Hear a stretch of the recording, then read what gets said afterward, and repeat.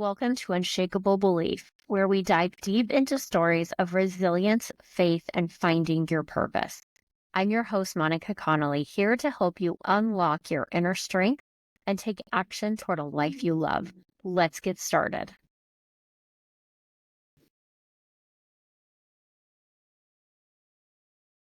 I am beyond excited today to introduce a truly extraordinary guest. Someone who has been not only a source of inspiration, but also a personal mentor and a dear friend, Erika Rothenberger. Erika's energy is contagious. Her leadership unparalleled, and her dedication to empowering others is absolutely inspiring.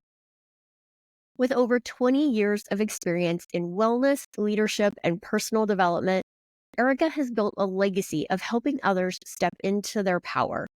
Her book, You've Got This Boss Mama, is a testament to her passion for helping women create balance and live with purpose. She embodies resilience, authenticity, and an unstoppable drive to make a difference in the lives of others. I am so thrilled to have her with us today to share her story and her insights that will leave you feeling inspired and empowered. Erika, welcome to the show. I'm so excited to be here. The only thing that would be better is if we were in the same room, but this is the best way to be able to come together. I'm so excited. Thank you for having me. Absolutely. Yes, we will definitely have to do one in the same room sometime when we can both end up in the same place at the same time. For sure. Well, you have a passion for helping others step into their power.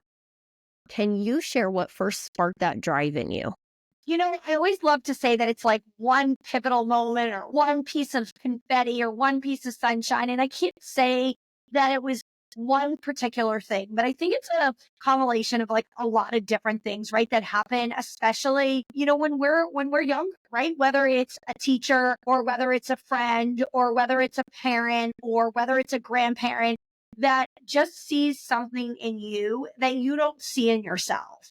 And when someone starts to put that mirror in front of you and not the physical mirror, just the mirror of words, the mirror of reflection, the reminder of who you are, even in those gritty moments that don't feel like you're a lot, or you don't feel like you're worthy enough. I just always remind myself that it's those people in our lives. And, in particular, I think of my grandmother, my mom's mom, and she just always was such a woman of poise. She was always a woman of grit, and she went through so many hardships in her life, and yet she always showed up just as the best version of herself, right? No matter what was going on, no matter what was crumbling.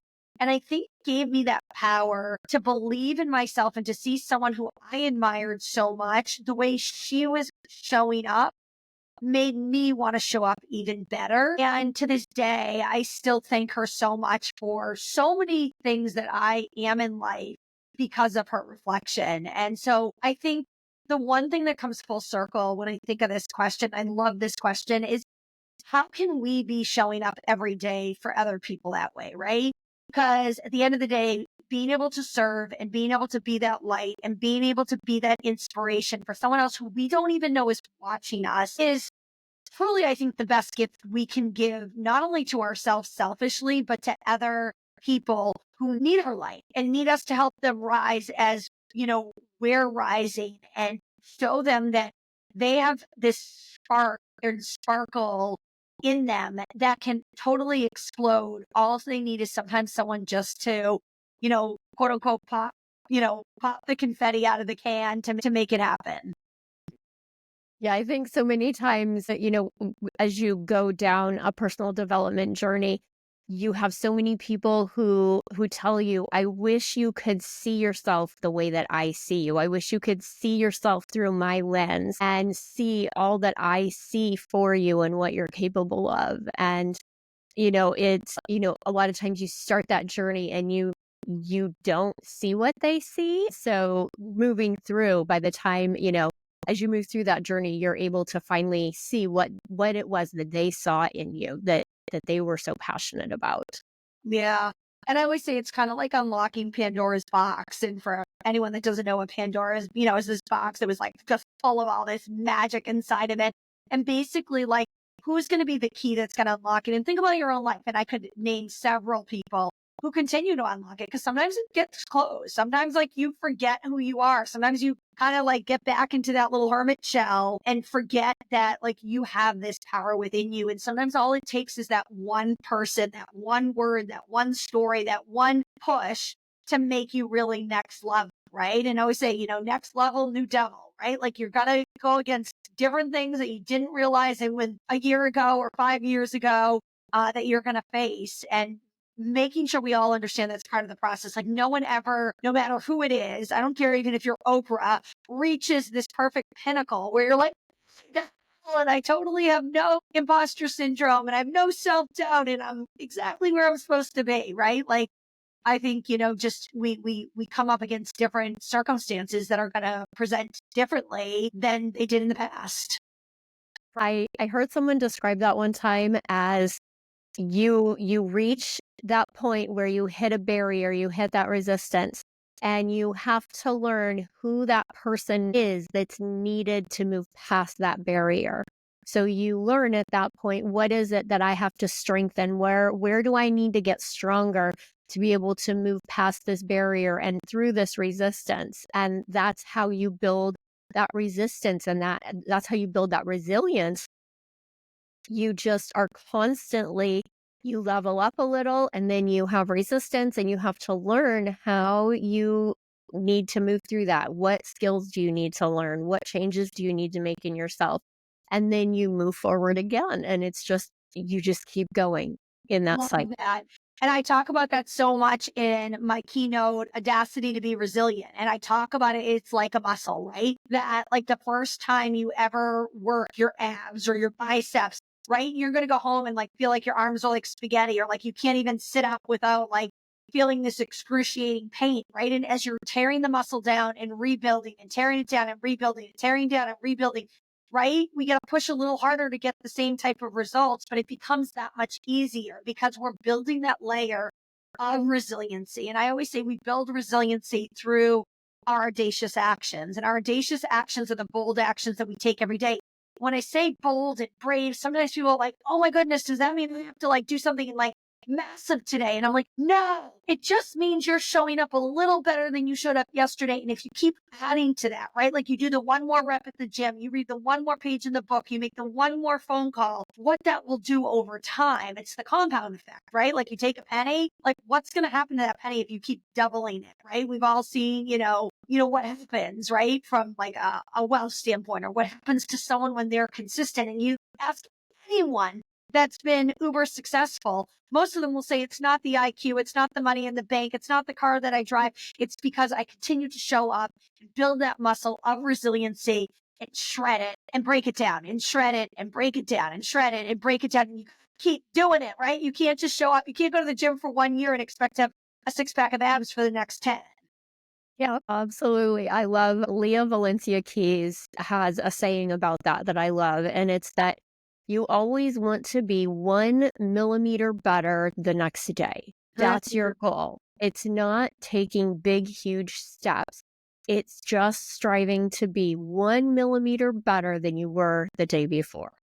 So true. And that goes hand in hand with her jewelry, Yes. right? Yes, Like very much just so. like one more link in the chain, one more, thing that we can be doing. And I think that's where sometimes people get off their excitement or their dreams because they think that it needs to be these huge, big things. And believe me, you and I are, go getters and all of that. And sometimes it's hard. Sometimes it's hard not to feel like you need to like move a mountain tomorrow. You're like, okay, we got to move mountains. We got to make big things happen. And sometimes you recognize, you look back over the course of like 365 days and you're like, listen, it wasn't all the big mountains that I moved every day. It was all the little things I was doing in between.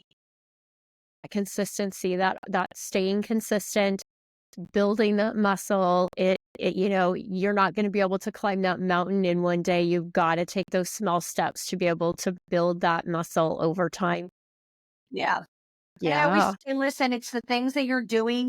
So many of us we live in a society where everything is such instant gratification, right? Like we want everything yesterday. Guilty, guilty, guilty, right? And But again, we have to remember the seeds that we're planting now most likely won't start to germinate, won't start to grow for 60, 90, 120, maybe 180 days. So how are you watering them in between? I saw a stat today that 48% of people right now are not following up after the initial call they make with someone from a sales cycle, whether that's a speaking engagement, whether that's they're selling tires. I don't care what you're selling, right? Like we're all selling at some point ourselves, our services, our products. And, so much is in that follow up. Like, what are you doing? Again, that consistent action. One of my methods I say is 5, 5, 5, 5 days a week, follow up with 5 people and reach out to 5 new people and constantly be adding to that cycle, right? Constantly be bringing new people in, but making sure we're not forgetting about the follow up, right? Because so often we just keep finding new people, but we're not going back and actually rewinding the track and saying, okay, what we have to do. Now, if you do that, my 5, 5, 5 method, it's 2,600 touches you will have every single year. How long does it really take you every day to reach out to 10 people? You Right. probably can do that in 20 minutes, right? But if I asked you to reach out to 2,600 people, it would feel daunting, right? And it's the small little things, those touches along the way that will build the relationship, build the meaningful connection, build the trust, right? To now say, okay, listen, now it's time to talk about an opportunity. Now it's time to bring this speaker on stage. Now it's time to, foster this relationship. Yeah, absolutely. Well, you always lead with authenticity and from your heart, but how do you stay aligned with your purpose through all the ups and downs in life? I always, there's a couple key things. And I always say, it starts with the universe and God, right? Like that's where my heart always starts every day. Every day I'm very grounded that way, or I like to consider myself grounded for as chaotic as my life can get, with starting with books in the morning that, connect me spiritually, connect me from like just a motivation level, right? And just making sure I'm grounding myself every day in that. And when I lose trust or I lose faith, going back to whatever your higher being is to connect with, hey, listen, they're always watching out for you, right? Like, and for me, that's God. And to me, that's where I always start. Secondly, is the foundation of myself, right? Like really investing in myself. So like, yeah, some people would say, oh, well, it's my family, it's this, it's that. And mine is definitely in there. But if I'm not connected to myself and I'm not working on myself every day, whether that's going to the gym, whether that's journaling, whether that's reading, whether that's finding that quiet time in the morning, and making it a ritual, making it seem like almost like going out of the house naked if you didn't do it. And that's how I feel when I don't do it, because I've made it such a habit. So yes, it's hard to initially start like any habit, right? They say it takes 66 days to actually make it part of your life. But then when you stop doing it, it actually feels crazy. Like think about how many times as a child, you had to be reminded to brush your teeth twice a day, right? Like, and then you'd forget one day and like, but nowadays, like you would never go out of your house, well, hopefully not, without brushing your teeth, right? Like it's just, or putting your seatbelt on, or just the things that you've just made part of your life. And then thirdly, it's always my family, right? Like always knowing who my why is, and that core foundation of reminding myself that like, no matter what else, like, happens, that those are the people that I have to, that of why I'm doing what I'm doing. And when I am neglecting to make time for them or spend quality time with them, I recognize that the other things start to falter, like in my life. And, my mom always said it's like a triangle, right? First, it really needs to be investing in yourself. Secondly, needs to be your family. And third needs to be your career, your job, your entrepreneur spirit, whatever that is. And sometimes they will fall out of whack, right? Sometimes we'll put more in 3 than we put in 1 or vice versa. But at the end of the day, try to keep that triangle standing up, straight. And that the pinnacle is always has to start with you. Sometimes it will turn over and sometimes it will flip the wrong way. But all in all, if you follow that true north, you will find that your life, no matter how chaotic it gets on the outside, will come back together. I love that because I know in my journey, I found that I had put everything else in front of my own self-care. That has now become a non-negotiable for me, that I have to take that time and I have to maintain that self-care. But for so long, I didn't. And I saw a lot of things, I saw things happening in my marriage. I saw things happening with my kids. I saw things happening with my faith that all went back to I had to, like you said, take that time to build that foundation again, to make myself first and take care of myself so that I could go in and take care of those other areas. Yeah. I mean, there's a reason we have to put the face mask on first. And it's not being, to me, when you're not investing in yourself first, you're really being selfish. Because if your love tank isn't fueled, your debit card isn't full, how do you give energy to other people? Exactly. And if you're Exactly. depleted and there's nothing left to give, you're doing the people you love and your family no good, and you're doing your job or your entrepreneur spirit or your career no good either. Yeah, I think there definitely needs to be more conversations about this, especially for women, women who are running households, they're taking care of kids, they're trying to, get a career going. And so many times they are shamed for trying to do things that look selfish on the outside by taking time to take care of themselves, or, taking 10 minutes every day to go and read a book. And I think that there needs to be more conversations about that and how beneficial that is, not just for them, but how beneficial it is for their family, for their workplace. It just trickles and starts from them. It totally does. And I always say, listen, like, you know what? Do it. And if it means it's 2 minutes a day, and that's where you can start there. Start with something that you won't break. And for me, that's that getting up early in the morning. And some people that's staying up later at night. And some people that's midday. Like, doesn't matter when it is. But I always say, listen, if you can start it first in your day, the way we start our day is usually how we end our day, or how the momentum's going to go throughout our day. So when you can do something first thing in the morning, um, and again, first thing in the morning, maybe after the kids go on the bus, it may be, after you have to have your first cup of coffee. It doesn't matter the actual time, but always try to, it's like building the house, right? Building the foundation, someone that's in the construction industry, right? Like, if you don't have a foundation that's solid, no matter what you put on that building, it's not going to last the way that it needs to, because you haven't built that foundation. And I want you to think of yourself that way. I just actually was just at yoga yesterday, and a yoga instructor gave me this book, Little Shifts for a Big Life.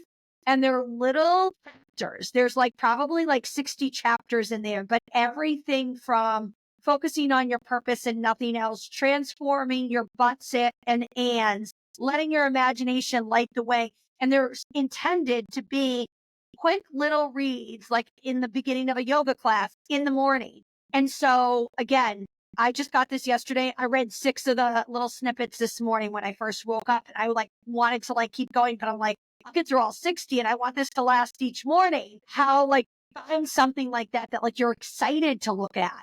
And one of the things that I do that holds me accountable is I actually put it in my stories every morning. And it's funny because now I have people who I think depend on that, because when I miss a day or I forget to put it in my stories, people are like, wait, I didn't see your inspiration this morning. And so again, being that light for someone else.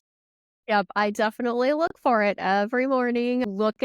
I do mine and read a devotional and jump on and always see yours first thing in the morning too. Yeah. Yeah.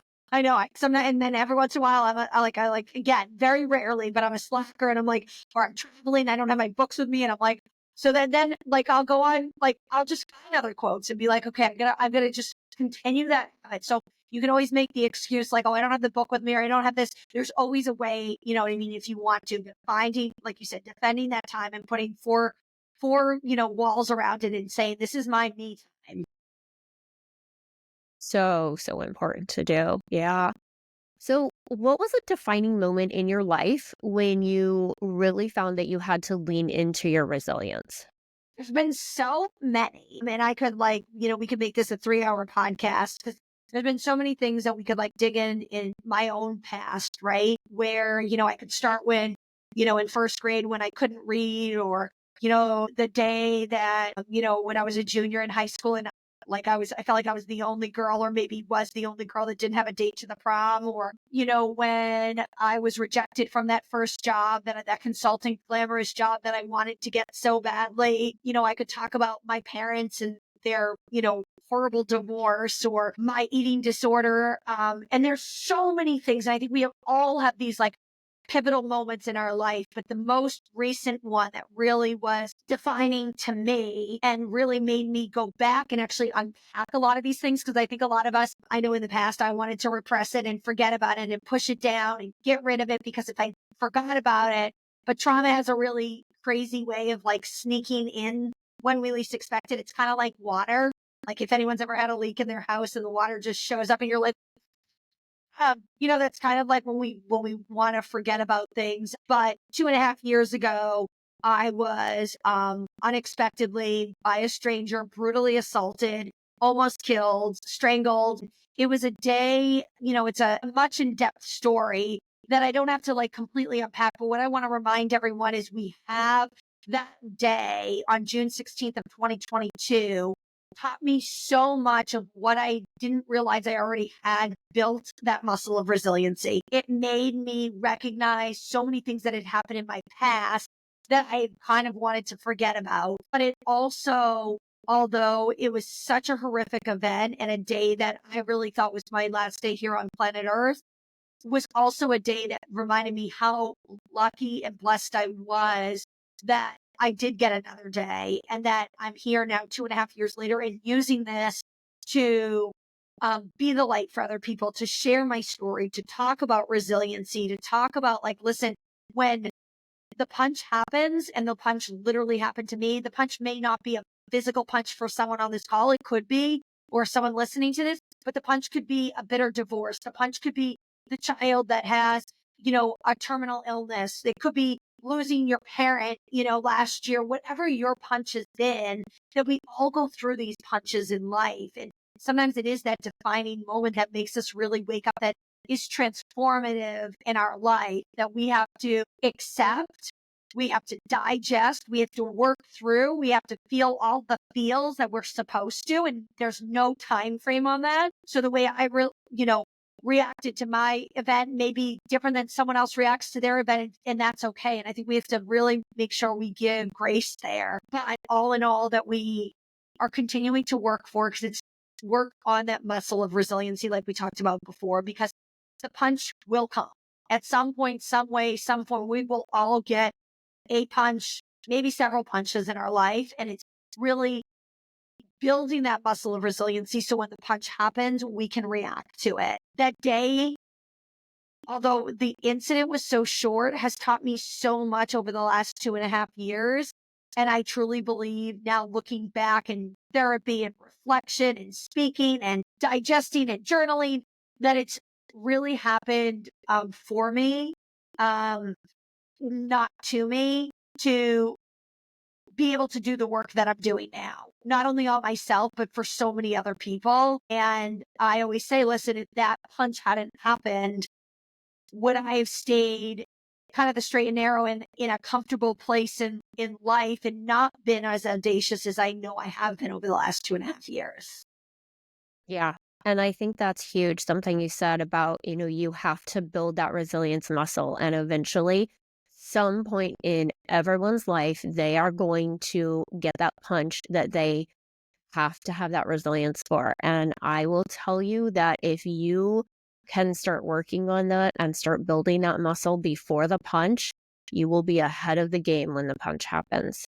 You will be able to recover better. You will be able to process it better. You will be able to move on from it better.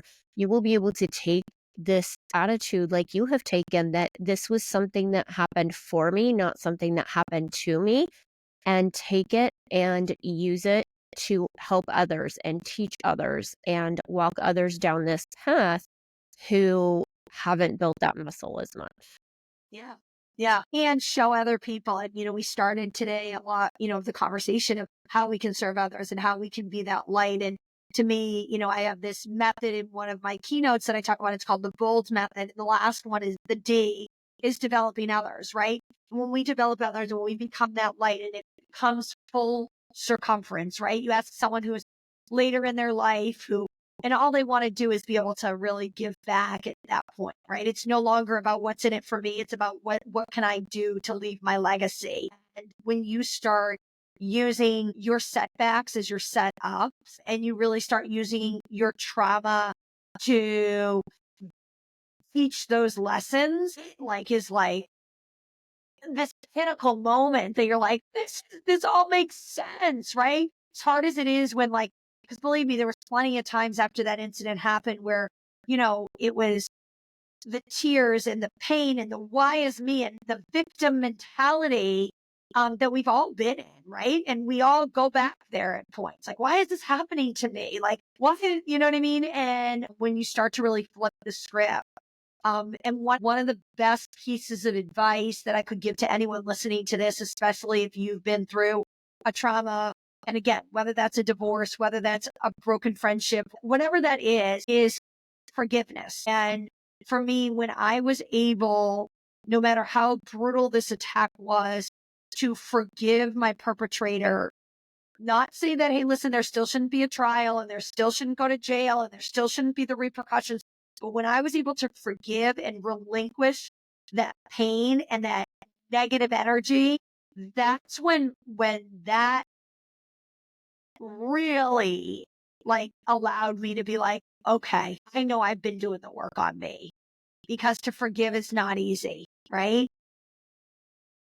I feel like so many times, we think that offering that forgiveness is for that perpetrator or for that person that you feel wronged you. And it's not. It is when you have gone in and you've processed it and you're able to say, okay, I don't have to forget what they did, but I can forgive them because it's it holds power over you. And by giving that forgiveness, you're able to take that power and that control back in a situation where you didn't have control. Yeah. Yeah. Because you can't change what they did, but you can change your reaction, right? And at the end of the Exactly. day, 90% is the way that we show up and react to our situations. It's not it's not what we've been handed, it's how we react to it. Yeah. And Like a good quote by Tony Robbins or something, the 10% or the 90. I would butcher it right now, but it's pretty poignant. yeah. Well, for someone who is trying to find their purpose, what advice would you give them how to find that? I always think this is challenging, but I think we all have a purpose. We all have a superpower. I do an exercise and I always say, what's your one word? What's your one word that at the end of the day you want to be remembered by? Like, what is that makes you different than someone else? And I always use the word effervescent, right? Like an Alka-Seltzer tablet. And because I have all this energy and I'm bubbly and I'm trying to do a lot of things at once, and sometimes I'm like just a diffused mess and a hot mess express. And I'm like, I totally own that and I'm okay with that. And I always say, listen, that's how I want to be remembered. I want to be remembered that when I leave a conversation, when I leave a boardroom, when I leave a networking event, when I leave you know, my kids, they remember energy. They remember, hey, listen, she made me feel energized. She made me feel something that I didn't feel before she walked into the room, and to be that light. And so I ask you, what is that energy? What do you want to give to the universe? Like, at the end of the day, what's that legacy? What is that word? And how then can you take that word and make it into something that can be your passion and can be your purpose? And for me, I feel so energized after I speak on stage, right? And after I'm able to share this, then I feel so effervescent that I'm like, this is my purpose of where I was supposed to be. Did it take some time to find it? Absolutely. Am I still figuring it out? Absolutely. Will it change? Absolutely. So I want to remind anyone here, it's not like all of a sudden you're going to come to a dead end. And like most people that you see that are successful or have, umpteen thousand followers, and you're like, they found their pinnacle. They have not found it completely, right? Everyone is evolving and everyone's changing. I want to make sure we're giving everyone grace or anyone that's listening to this, like, it's not a perfect equation. And I think you need to figure out where you are in life right now. What is going to make you at the end of the day jump out of bed? And what's going to, at the end of the day, give you that light to be in service of other people? Because again, we come full circle there. I think that's what's really gives us purpose when we know someone else is depending on us. And it's not about us, it's about everyone else. Yeah, and that is so huge. I think that so many times, you know, we just the way that our brains are programmed, and we look at a situation and our first thought, just human nature, is what's in it for me? What am I going to get out of this? And when you are able to flip that and really have, a gratitude for everything and want to be in service to others, your first thought turns to, what can I do here? How can I help here? What can I provide that this person needs? And when you're able to do that, it makes such a difference in your whole perspective. And I think so many times, so when people are able to do that, they see that their purpose does like a 180. What they thought was their purpose and where they thought they were going, when they're able to make those changes and really put service at the heart of everything, it completely changes their purpose and their goals and the way that they look at life. Yes. I mean, I think you summed it up perfectly. And it's not, believe me, if you're listening to this right now and you're like, I don't know what this is. Like, I don't know what it is, right? Like, I get up every day and I'm a parent and I go to work and that seems to be my purpose, but I know there's something missing. Listen to that intuition, right? And remember that you don't need to figure it out tomorrow. You don't even need to figure it out next month, but keep listening into that intuition. Keep leaning into it. Keep writing, keep reading, keep exploring. What is that little voice saying? Because it's not going to go away. And the only thing that I can say at the end of the day is that you don't want to wake up and have those regrets. You don't want to wake up one day and say, coulda, woulda, shoulda. Listen to the intuition. Listen to what I knew I really was made, put on this earth to do. So just lean into it, tap into it. Like, just don't be afraid to recognize it, because so many of us do, just like we talked about trauma before, so many of us take that intuition, knowing we're destined to do something bigger, and we just keep pushing it down, forgetting about it. Nope, nope, nope, don't have time, out of fear, out of imposter syndrome. I can't make it happen. I will never be Monica. And they just keep pushing it out the left or right doors. And I would just ask you to lean in and make sure you're really thinking about that and do everything you can to figure out what that is. Yeah, definitely. Definitely. You don't want to end up at the end of your life and go, "Oh, I could have done that, or I should have done this." Don't ever let yourself get in the way. Don't let yourself get in the way of yourself reaching those goals and going out and doing what you believe your purpose is. You don't want to end up with those questions at the end of your life. Yeah. Well, as we wrap up, I want to know, what is lighting you up? What is exciting that's going on for you in 2025? What do we have to look forward to? I love this question. And what I love is that this time of the year, and I don't know exactly when this will be released, but I know we're about 6 weeks out from the end of the year. We're recording this. And what I would say is, whether you hear this, in a few weeks from now or a month from now, or even in the new year, always try to get ahead of those goals. And whether, like, right now, I'm starting to, like, manifest all the goals I have for 2025. I actually have 2 or 3 people that I've, like, set up appointments with in December that I'm actually going to sit down with, and I'm going to go through my goals and show them the scary, audacious, hairy goals that I'm like, I'll show these. But I always remind myself that, like, when we say them, when we actually write them on paper, we're 43% more likely to make them happen. When we tell them to someone else, we're 78% more likely to make it happen. So just there alone, just by verbalizing it and writing it. Now, you don't do any of the work yet. You are already well ahead statistically. And speaking from an engineer, like, I love numbers.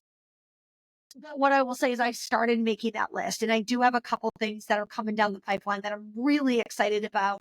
I started my keynote speaking business last year and had a phenomenal year. And I'm so excited because I have some really great keynotes lined up for 2025. And I'm always looking for other phenomenal stages to be aligned with and to make sure that I am serving my audiences to the nth degree. Also have maybe working on a something that you can read that it will be launching perhaps in 2025 or early 2026. So it is certainly a birth of, I will say, a third child and not a real child. And then lastly, I have something coming up in October of 2025 that I'm super excited for. I'd love everyone to save the date 10/17/25. More details will be launched in January, but it is going to be out of this world and absolutely epic. And I would love for any of your listeners that want to be there. So more to come. I know Monica's already has it checked off on her calendar. Yep, I already have the date on my calendar and we'll be there with bells on, coming to celebrate with you. And we will put the link for how people can get a hold of you, whether it's for speaking or for coaching, and to also be able to watch for upcoming announcements. We will have that link in the show notes so that everyone can check back frequently to see what the announcements are. Well, Erika, thank you so much for coming and sitting with me today and sharing your insights with us and helping everybody learn how to be just a little bit more audacious. I love it. Well, I appreciate you so much being here. So let's all go out there. Let's be audacious. Let's spread that confetti like wild, effervescent fire and make some big things happen in 2025 for us all. Absolutely. Well, I think we both have some really big goals for 2025, and I am excited to watch those come to fruition. Thank you. Thank you for joining me on Unshakable Belief. If today's episode inspired you, be sure to subscribe, leave a review, and share it with someone who needs to hear it. Remember, trust your journey, embrace your purpose, and let your belief guide you forward.